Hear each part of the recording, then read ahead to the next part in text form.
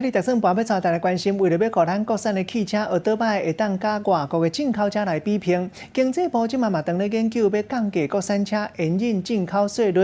伫咧学倒摆的部分，无到125的型号减扣货物税，希望鼓励大家唔通认为别人的某较水，外国的卖较圆，会当加支持咱台湾国产的轿车，介绍嘛较会好来减轻民众的负担。伫咧路顶悬的车来来去去，一台煞一台。斟酌甲看，这内底国产车到底有几台咧？即马进口车的占持率愈来愈济，颠倒是咱家己的国产车，煞称做国产车。国内生产的汽车呢，那今年上半年呢，比去年同期是减少14%，是受到就是进口车的竞争，那压低到国产车的空间。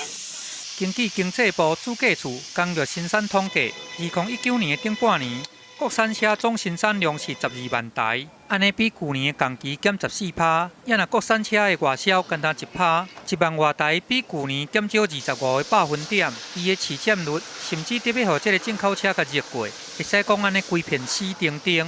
为着要抢救国产车，政府甲这个车辆工会达成共识，未来汽机车的大减税。其中，这个汽车的部分，国产车进口的引进税率原本是17%，望会当减到一半，甚至讲搁较低。希望会当用安尼来降低这个国产车的价销。另外，针对125cc 的这个机车，嘛有机会来降低这个货物税。未来咱国产车甲机车的价销，拢望会当因为这波的这个降税，互价销变较亲民。不错啊，因为这样可以支持台湾的本土企业。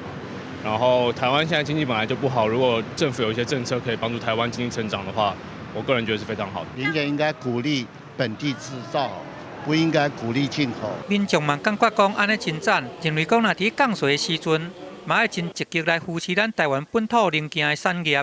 目前经济部甲财政部嘛已经完成这个初步的调查，不过规个这个修正案还搁伫讨论的阶段，望讲会当紧通过这个审查。通回馈予民众，订正咱台湾本土的车市。